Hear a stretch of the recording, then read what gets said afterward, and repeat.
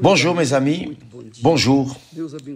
Que Dieu vous bénisse tous au nom du Seigneur Jésus. Vous savez que j'étais en train de penser, méditant, raisonnant, et le Saint-Esprit m'a donné une direction, une compréhension encore plus grande que ce qui est écrit.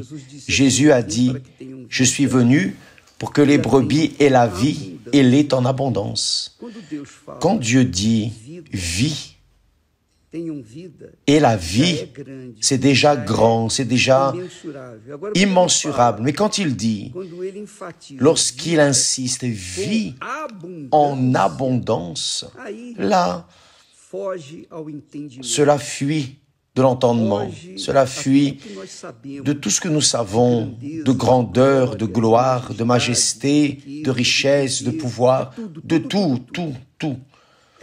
C'est une vie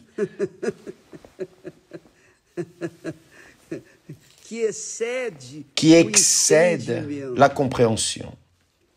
Et quand il dit cela, il est évident que les personnes qui n'ont pas de compréhension disent ainsi, « Ah, alors je vais avoir des maisons, des voitures, je vais voyager, je vais avoir des richesses, une famille, ceci, cela. » Quand la personne pense dans les petites choses de ce monde, parce que tout est passager, tout ce que nous voyons dans ce monde a un délai.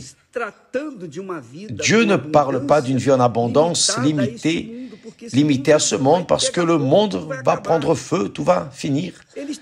Il parle d'une vie avec abondance éternelle.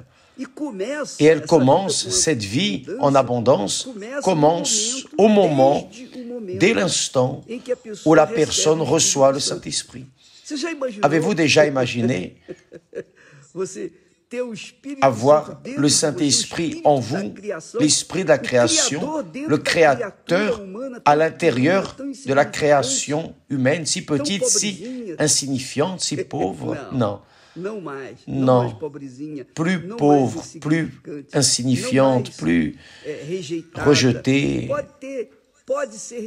Elle peut être rejetée par tous et tous, par les propres parents, mais pas rejetée par le Saint-Esprit, pas rejetée par le propre Dieu. Quand le Saint-Esprit vient faire son habitation en nous, alors qu'est-ce que ce monde peut nous donner qui nous satisfera?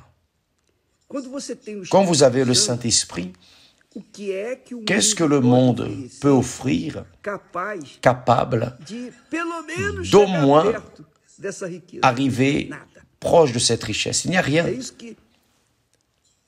C'est cela qui irrite le diable. Le diable est arrivé auprès de Jésus et a dit, « Oh, il lui a montré la gloire de ce monde et a dit, « Tout cela est à moi et je te le donnerai. »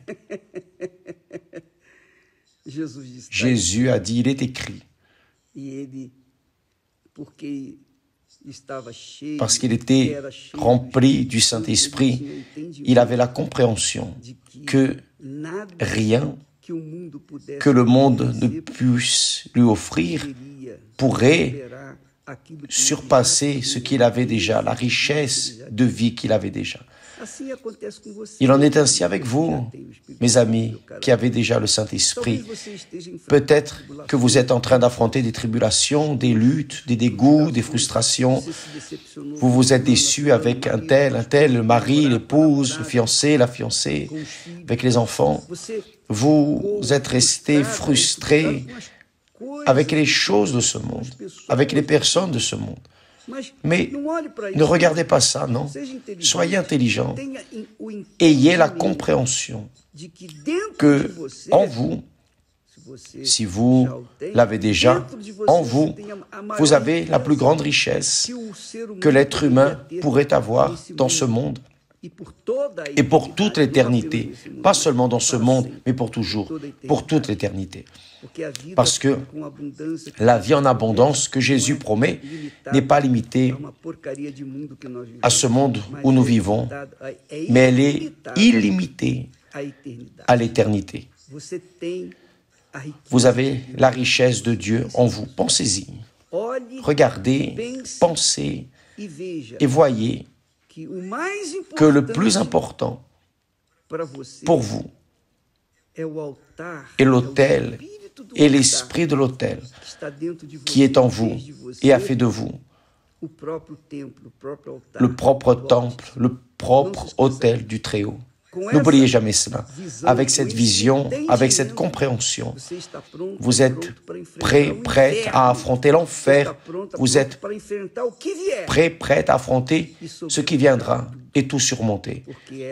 Parce que c'est la foi de la vie en abondance et éternelle. Que Dieu vous bénisse. Et à demain, au nom du Seigneur Jésus. Ah, et d'ailleurs, demain, mercredi, la nuit de l'âme, je serai au temple de Salomon avec ceux qui sont intéressés à sauver leur âme. Si vous êtes intéressé à sauver votre âme, ce mercredi, la nuit de l'âme, la nuit du salut de l'âme, que Dieu vous bénisse. Et à demain. Amen.